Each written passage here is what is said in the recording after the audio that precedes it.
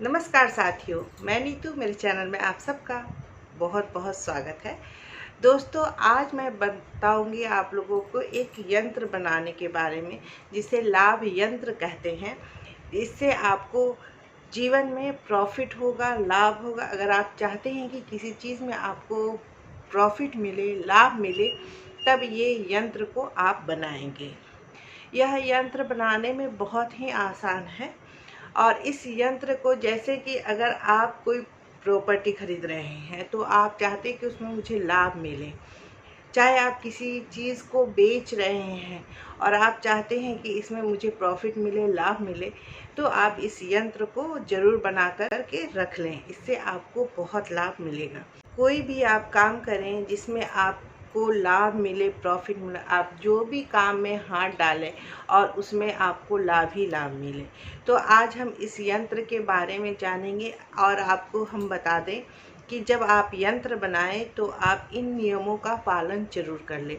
आप नहा कर स्नान करने के बाद आप पूजा रूम में बैठ जाएं। हो सके तो आप सुबह ही ये कार्य कर लें। किसी भी दिन आप इस यंत्र को बना सकते हैं। उसके बाद आप धूप दीपक दिखा ले, अपने इष्ट देवता को याद कर ले। जो भी देवी देवता को आप मानते हैं उन्हें आप याद कर ले, पूज ले, धूप दीपक दिखा ले।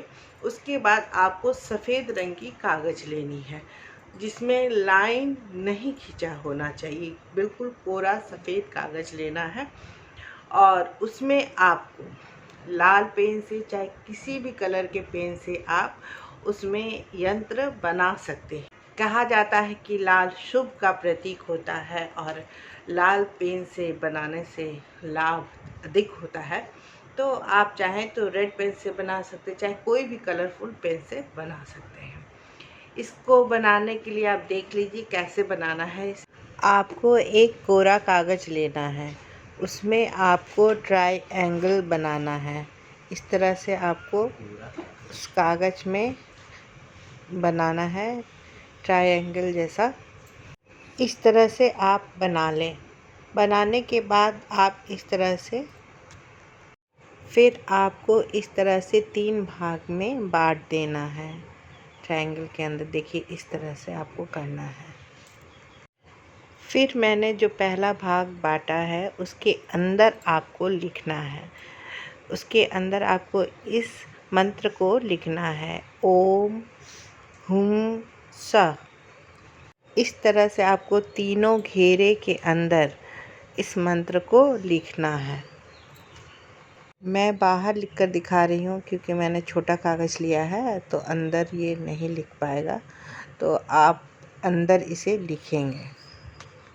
आपको तीनों ब्लॉक के अंदर में आपको इसी मंत्र को लिखना है और अपने मन में जिस चीज़ को आप बेचना चाहते हैं, चाहे जिस चीज़ के बारे में आप चाहते हैं कि इसमें मुझे लाभ मिले, प्रॉफिट मिले, उस विषय के बारे में आप सोचें। अब आपने इस तरह से सभी लिख लिया। अब आपको बीच में अपना नाम लिखना है।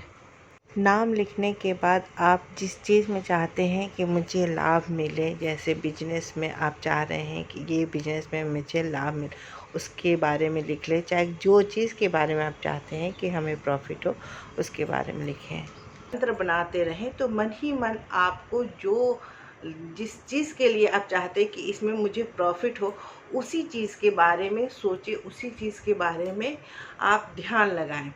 आपको मैं बता दूं कि आप बहुत सारा चीज़ के लिए नहीं बनाएं, एक चीज़ जिसमें आप चाहते हैं कि इसमें मुझे प्रॉफिट हो, चाहे वो आपके बिजनेस हो, चाहे आप किसी भी तरह की चीज़ें खरीद रहे हैं, बेच रहे हैं, चाहे आप कोई भी ऐसा काम कर रहे हैं जिसमें आप चाहते हैं कि मेरा ग्रोथ करे, तो आप इस यंत्र को बनाएंगे और उसी के बारे में सिर्फ सोचेंगे। बन जाए तब आप किसी लॉकेट, इस तरह का एक लॉकेट ले लें, उसके अंदर उसी यंत्र को डाल दें। डाल करके आप उसे गले में धारण कर लें और फिर आपको रोज़ाना, जब से आप धारण करेंगे उस दिन से आपको रोज़ाना इसको 3 बार कॉपी में बनाना है इस यंत्र को, और मन में आपको उस इच्छा के बारे में सोचना है कि जिससे मुझे प्रॉफिट हो। जिस चीज़ के लिए आप प्रॉफिट के लिए बना रहे हो उसे मन में सोचते हुए उस यंत्र को बनाएं।